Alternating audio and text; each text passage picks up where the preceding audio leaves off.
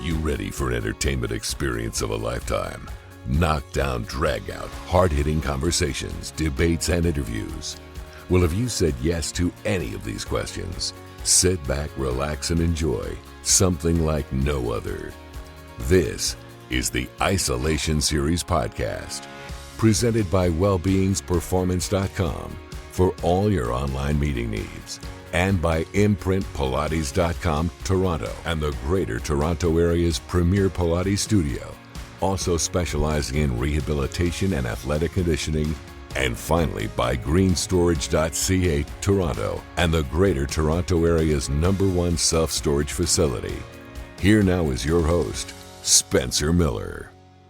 Hey guys, and welcome to this Monday edition of the Isolation Series. Me, Spencer Miller, very pleased to be joined once again by my co-host and partner in crime in this little thing we like to refer to as the Isolation Series on a daily and weekly basis. And that, of course, is Mean Gene Okerlund, Paul Shields, circa 1992 Royal Rumble styles, today on this Monday edition of the Isolation Series, which, by the way, I don't know if you agree with me, Paul, but the 1992 Royal Rumble still remains my favorite Royal Rumble, because I cannot think of another Royal Rumble where you had so many ex-WWE champions and Hall of Famers and future Hall of Famers in one Royal Rumble. Would you agree? Yeah, there's also the Rumble, I think it's 2007, when Shawn Michaels and Undertaker basically have an incredible match after being in the Royal Rumble. Like they're the last two guys, and the last 5 to 8 minutes of that match is incredible. But 92 is probably the most memorable one for me. Yeah, I would agree with that. 100%. Okay, let's talk about another anomaly that we probably won't ever get a chance to talk about for the remainder of the year, and that is the 2-0 Buffalo Sabres. Yes, ladies and gentlemen, I did just utter the sentence 2-0 Buffalo Sabres. With all of the turmoil that has surrounded the Sabres for the last number of years, even with Terry and Kim Pegula coming in and getting the draft pick in Jack Eichel, they haven't really had much success. And then obviously this offseason has been tumultuous, to say the least, between Jack Eichel and the Sabres, resulting in Jack Eichel not being there and probably 100% had played his last game in a Sabres uniform. But they have rose to the occasion in the first couple games and actually surprised some people. I am not about to give the Buffalo Sabres a single bit of credit, Spence. They beat the Montreal Canadiens, who through little fault of their own are really hit the beginning of the season, hit some crazy situations. The Carey Price situation, the Shea Weber one we knew about beforehand, Mike Hoffman. Like, the Montreal Canadiens have had 3 games and scored 3 goals total. So I'd be careful to give the Sabres any credit there. And then they beat the Arizona Coyotes, who are actively trying to be the world's biggest dumpster fire. Like, they are terrible. They took on bad contracts. They have taken on bad players. This Sabres team, like, great, good for them that they're 2-0. But if they lost the next 8 straight, it wouldn't surprise me. Yes, but I'm not. But that's not the reason I brought it up. The reason I brought it up is because it's so out of left field. When was the last time you would have heard the sentence, the undefeated Buffalo Sabres? Probably this time last year, when they won a game or two at the beginning of the year. Remember, last year they thought they were going to be a very different team. They brought in like Eric Stahl. They had Jack Eichel was playing and healthy. They thought they had solidified the goaltending with someone like Linus Ullmark. So I just, great. I'm good for Sabres fans that they get 2 games to celebrate. It wouldn't surprise me if the next 10 they're sad. Okay, well, off to a rip-roaring start here on this Monday edition of the Isolation Series. Let's switch to football. Week 6 was another entertaining week overall for the National Football League. They had 4 overtime games yesterday, which were all thrillers. And it was an overall great week. You were a little worried, or at least I was early on in the Kansas City Chiefs Washington game, but they rebounded nicely in the second half to score 21 unanswered points.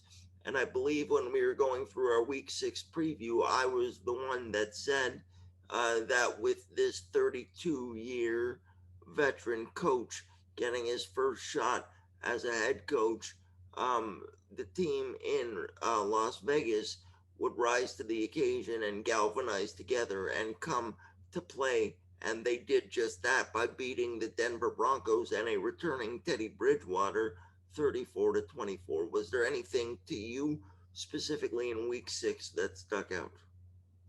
Well, I think one thing that you and I talked about off air was how entertaining the Dolphins Jaguars game was. Surprised that the Jaguars managed to pull out a win, but just overall, like that was a fairly entertaining game. I'm surprised that the English customs agent even let those two teams in the country. Basically, I'm not sure how they didn't stop them at the border and say, no, thanks, send some better teams. But all that being said, well, to your point that you also made on Friday during our preview, they said on the broadcast more than once that the Jacksonville Jaguars are the NFL's most London-centric team since they started going over to London, which I don't understand.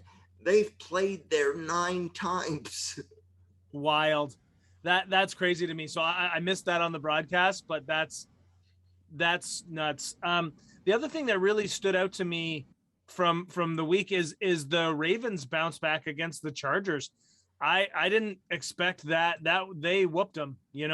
That was a big victory, or a big margin of victory that I wasn't expecting. I was expecting that game to be a lot closer, but Baltimore they dominated every quarter.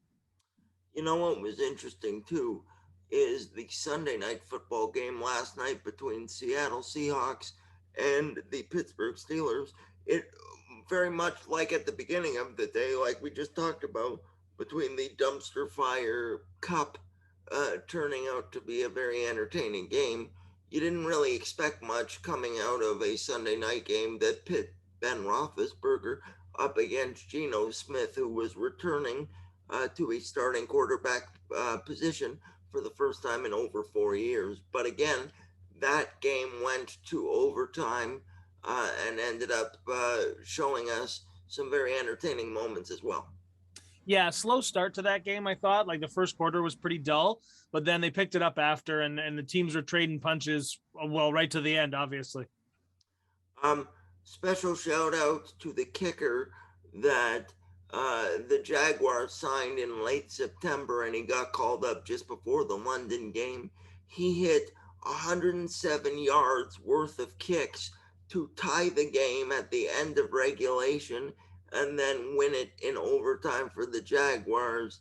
That takes some heavy nerve right there, especially because his first kick, I don't know if you saw the highlights of this, but the broadcaster thought that it was going to be no good because it started 5 feet away from the crossbar, and then he was like a golfer and drew it in to the middle of the uprights like a golfer. It was crazy.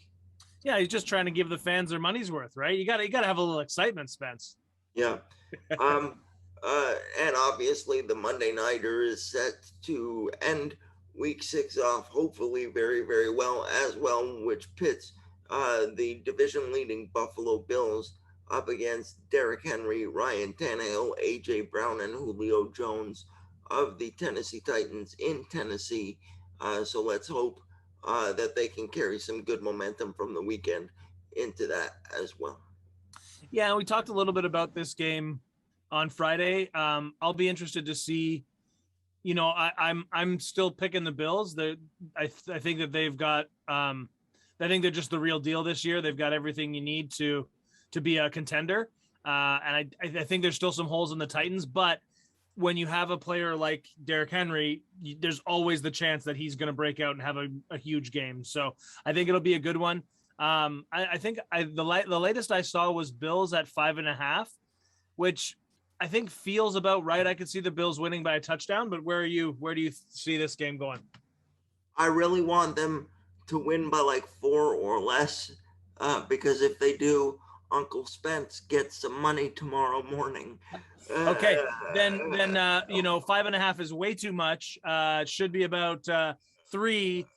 So yeah, you gotta go, gotta go for that 4 spread. Right. Like I said. Right.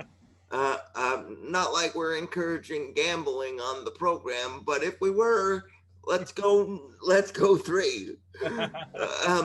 Switching over to baseball for just a moment, the ALCS and NLCSs started respectively. It is 1-1 between the Boston Red Sox and the Houston Astros, and Game 3 goes tonight in Fenway Park in Boston. This is a really bad scenario for me, Paul, and I'll tell you why. I don't like either of these teams for a myriad of different reasons. Yeah. The Houston Astros is well documented, obviously, and I have my own reasons for the Boston Red Sox as well. And also, it just goes to show you that if the Washington Nationals would have held that 5-1 lead a couple weeks ago on that Sunday to get the Jays into the tiebreaker, the Jays very well could be in the ALCS right now because the offense, could have taken out the Red Sox, in my opinion. I mean, totally possible. It's hard to say what if, but yeah, I mean, we're looking at a totally different scenario should the Jays have managed to squeak their way in. Is there not a little part of you though? And this is why, for me, there's a little part of me that wants the chaos that would be Astros Dodgers in the World Series. And I know the Dodgers have a big hole to climb out because the Braves had 2 stunning walk-off victories, just unreal walk-offs at home. So Dodgers have a hole to climb out of. But is there a little part of you, like there's a little part of me that wants the chaos that would ensue if the Astros and Dodgers met in the World Series? Oh, unquestionably, because they met back in 2017. Yep. So it would be going back to the scene of the literal crime. I mean, obviously the sports fan in me wants to see that, but like, there's only to a certain level. Like, I would want the Dodgers to repeat as World Series champions more than I have ever had in any other baseball year ever, if that was the case. Like, I would want a sweep. And you normally don't want to sweep in a World Series, but that's what I would want.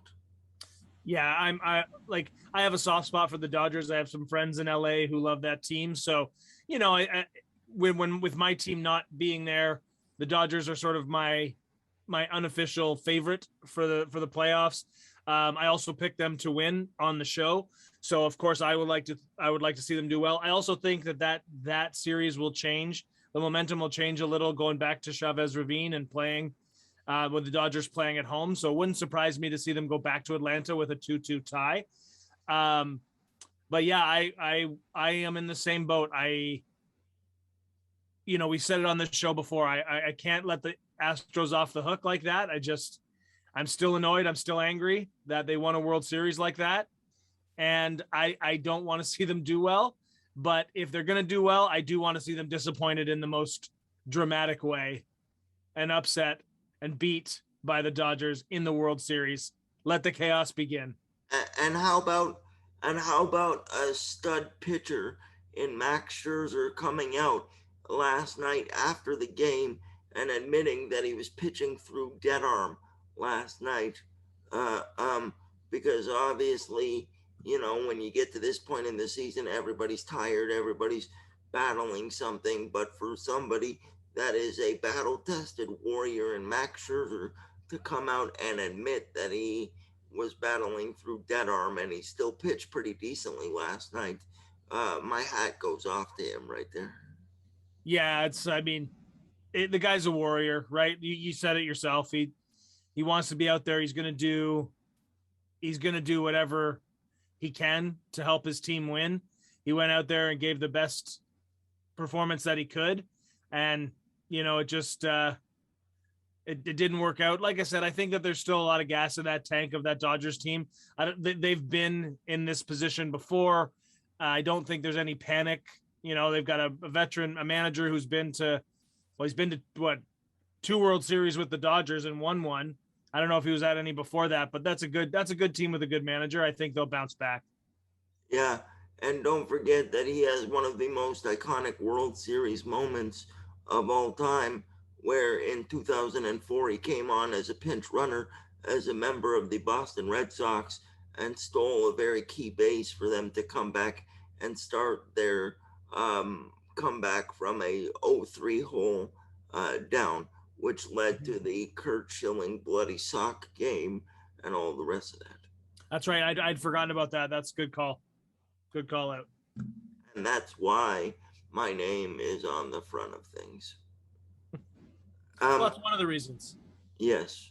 The other thing, because you have vintage Royal Rumble behind you today, I want to end the show on this. You and I talked about it a little bit, but don't you think it's stupid that they had the draft at the beginning of October if they were not going to change the rosters until after their trip to Saudi Arabia, which is this Thursday, 3 weeks after the initial draft takes place itself? It's just very confusing and doesn't make any sense whatsoever. But then again, we are talking about Vince McMahon not making sense. So that seems like a usual theme that we keep bringing up, unfortunately, for the almost 76-year-old. Like, I understand that you brokered this amazing deal a few years ago with the Saudis, that they gave you a ridiculous boat of money to do something like 10 events or 12 events over a 5-year, 6-year period of time. That's all well and good, but you can't name me a Saudi show so far that has really stuck out, because they bring back old legends like Goldberg to do stupid matches at the Saudi shows. They pay people like Goldberg something like $5 million for the one-offs and things like that. So you can't really blame Goldberg for taking it in that context. But I'm still mad that he went over to Saudi Arabia a couple of years ago when The Fiend was still white hot as a character and took the belt away from him in Saudi Arabia, of all places. Yeah, I mean, there's a lot to unpack there, but I think you're right. I think if we're depending on Vince McMahon to show any logic, the history would prove that he just doesn't. And what I think we're seeing, and the draft is a perfect example, is WWE, while publicly they're saying they're not concerned about AEW and they're not considering AEW competition, the decisions they're making are very reactive. Right, they're reacting to dropping ratings. They're reacting to very good booking and very good storytelling on the AEW side by extending SmackDown by half an hour commercial free, by trying to hotshot really important things. So a lot of what they're doing is very reactive. What I will say in their defense this time around is it feels like this might be the first Saudi show that has some consequences that will matter coming out of it. Right. Roman Reigns is the hottest thing maybe in pro wrestling right now. His character is amazing. The angle with Brock Lesnar and the whose side is Paul Heyman really on storyline is a very good one and very captivating. And that is the match that will headline the show. Now, of course, we're going to see Goldberg and Lashley, which will not be good. Lashley shouldn't be losing to Goldberg, but it sure looks like he's going to. However, the WWE also decided to focus solely on this event for the month of October. So we're not seeing 2 pay-per-views. We're seeing 1 pay-per-view that they can focus on and then next month do something else. That's so in and amongst this very reactive, very poor decision-making, there is some good decisions being made. So it will be interesting. It's exciting to have kind of a wrestling war again, to have 2 companies vying for the attention of fans. But I am in agreement. The draft being early was foolish, and I think it was reactive, not proactive. Um, you would know this better than me, and for that matter, if you don't know it, you can look it up on Uncle Google. But do you know when the last time Brock Lesnar actually had a wrestling match in WWE would have been before Crown Jewel? Yeah. Um, I believe it was. This would have been my guess, but it looks like it was the loss to Drew McIntyre at WrestleMania 36. So almost a year and a half, if not a little more than that, I would assume. Yeah, it's been a while. Um, but that's very Brock Lesnar, right? You know, he's not a full-time performer. He hasn't been a full-time performer for some time. Yet he does manage to still create a lot of intrigue and a lot of excitement. So I'm looking forward to it. We know that Reigns and Lesnar work well together. Their matches are always hard hitting. They're always exciting. But I think, Um, but I think for the first time, because we've seen it before, and you and I've talked about it on this show before too. We There was little to no interest in seeing Reigns versus Lesnar again until we got the development of this head of the table character, and Roman was finally able to take that Rock-like step as the head of the Nation of Domination, and then turn into the Rock and blah blah blah, kind of similar in that respect.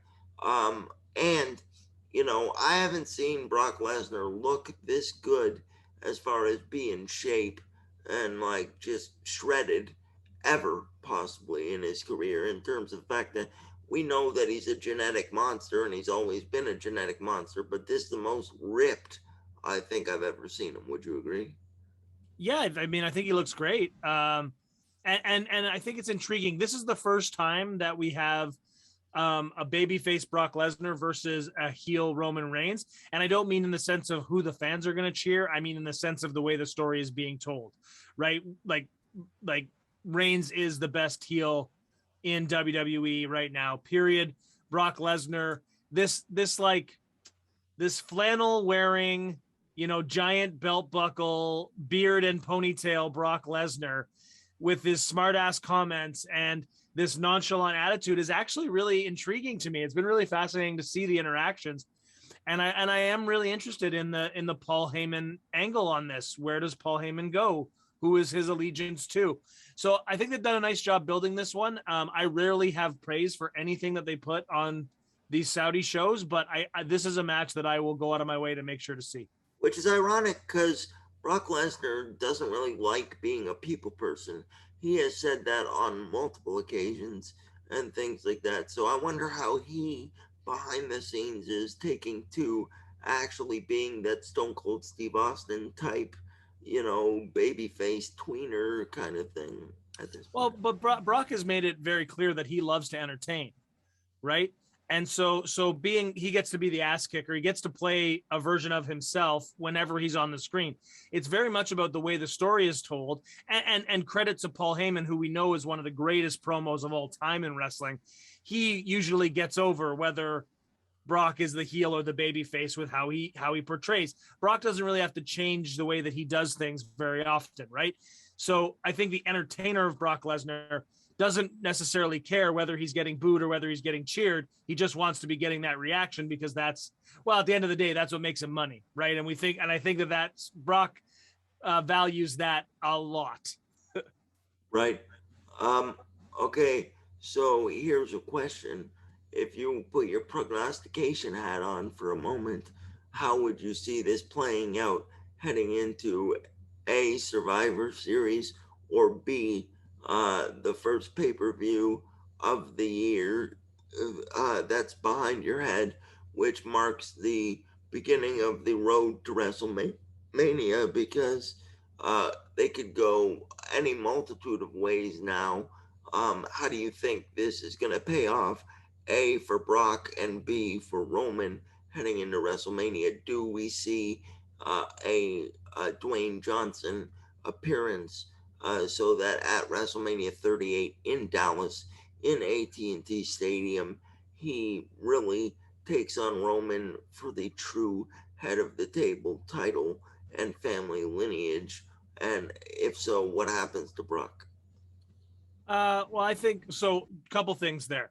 They've added a new pay-per-view on New Year's Day this year. So the Royal Rumble won't be the first pay-per-view of the year.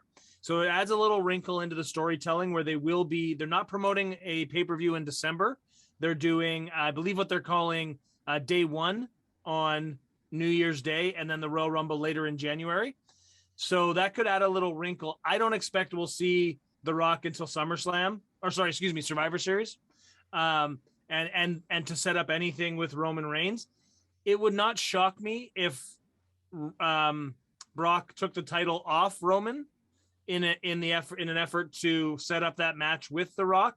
But I think that I think that Roman Reigns is going to get two big wins. I think he's going to get a big win over Brock Lesnar this week, and I think he'll ultimately get that win over The Rock at WrestleMania. So that's what I think. You think they're going to do that as The Rock's final match, though? Yes. Because I honestly believe that if you're going to have him do the final match, that you would want him to go out with cheers and the crowd reaction. Well, the crowd's going to cheer him either way. And remember who we're talking about. We're talking about The Rock, third generation pro wrestler. The traditions of pro wrestling are something that matter a lot to The Rock, to the Anoa'i family. And the tradition in wrestling is to leave looking at the lights, to put over somebody to make their spot better. So, and there's a long history of top performers losing on their way out. And I think that The Rock it would matter more to him to give the win to Roman Reigns and push his career forward than it means for him to win on his way out. All that being said, and all of those are good points, do you believe that a 50-year-old Rock, even though he looks great still and has that movie star look the way that he needs to and everything like that, do you believe that a 50-year-old Rock could still go out there in April in front of 100,000 people and put together a decent wrestling match? Because that is my worry. The last time that he wrestled a match was WrestleMania 29, which will be 9 years removed. So he was 41 years of age, and he tore his pelvic wall off of himself, which prevented him from filming his movies for about 6 or 8 weeks after that. So with all the years that have built up, and yes, he's done little spots here, little spots there, and different things like that, do you think that he could still go out there and not embarrass himself? Oh, absolutely. I think The Rock is The Rock. He will be as good. He was great in that match. Nobody knew he was hurt until well after. And it's possible. Wrestling, who is it? Jim Ross always says it ain't ballet. So, the idea that The Rock won't be able to look like The Rock is not even a single concern. I don't see him getting injured. I don't see him getting hurt. I see him being the person that we all expect him to be. So do you think that we will see him nip up? Because let's be honest, the last time we saw him, he was nowhere near the size that he is now, which makes me worry that if he tries to nip up, just the sheer volume of mass that is his humanity now won't allow him to do that. I know I'm nitpicking and everything, but that's what we do, yeah, when your name is on the front of it. Spence, like I said, I expect to see The Rock. I expect all the greatest hits, including the nip up. Like Braun Strowman can do a nip up. You know what I mean? And he's not nearly the athlete that The Rock is. So special shout out to Braun Strowman too, by the way. That guy is shredded now. Whatever he did to get into the shape that he's in now, whether it's HGH or whatever, the number of whatever it is, shout out to him. Like, he looks great. Yeah, he's good for him. He looks good. So we'll see if he lands somewhere. Those 90-day compete clauses are now up for soon to be up in the next week for the last round of WWE cuts and releases. So I'd be interested to see what happens there and where he lands. Didn't you say that Ruby Riott didn't have to worry about a 90-day compete, though? Yeah, Ruby Riott didn't have, hers was only 30 or 60 days or something along those lines.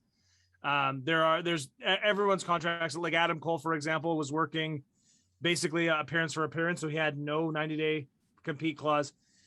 Aleister Black's was famously screwed up. They forgot to change it from NXT, which is 30 days, to WWE, which is 90 days. So, again, WWE is not just a mess on screen, folks. They're a mess everywhere. Right. Is there anything else that we haven't talked about that you would like to talk about to end this Monday, or should we just cap it there, my friend? Real quick thought. Austin Matthews returns to the Maple Leafs lineup tonight against the New York Rangers. How you feeling about the Rocket Richard Trophy winner from last year getting back in the lineup? He'll score 2, and the Leafs will win 4-1. I like it. It's a bold prediction. I like it. Yes. Well, always great to chop it up with you, my friend, especially on a Monday to begin the week of shows that are the Isolation Series. But for Paul Shields, I am Spencer Miller. Thank you for listening and or watching whatever it is that you are doing on whatever device it is that you choose to enjoy the Isolation Series on. And we will see you all again tomorrow. Bye-bye. Hey guys, thanks once again for tuning in to today's episode of the Isolation Series with me, Spencer Miller, and that guy right over there, Paul Shields. As always, today's show has been brought to you by wellbeingsperformance.com for all your virtual meeting and virtual needs, period. Please go to wellbeingsperformance.com, as well as Barbarian Steakhouse, Toronto and the Greater Toronto Area's premier steakhouse facility since 1959. For more information, including any new updates on their menu, please go to barbarians.com, as well as imprintpilates.com, Toronto's premier Pilates studio, and greenstorage.ca, Toronto and the Greater Toronto Area's #1 self-storage facility. For more information, please go to greenstorage.ca. And Paul, please tell people all about some more whole grain goodness that is us. Folks, be sure to check us out on podbean.com by going to theisolationseries.podbean.com. There you'll find the audio-only versions of the podcast, including all of our past amazing interviews. One more time, that's theisolationseries.podbean.com. And hey, don't forget to follow us on Instagram. It's at @TheSpencerMiller and at Pauly Shields, Pauly spelled Pawly. So find us on podbean.com, follow us on Instagram, and don't forget to like, share, and subscribe.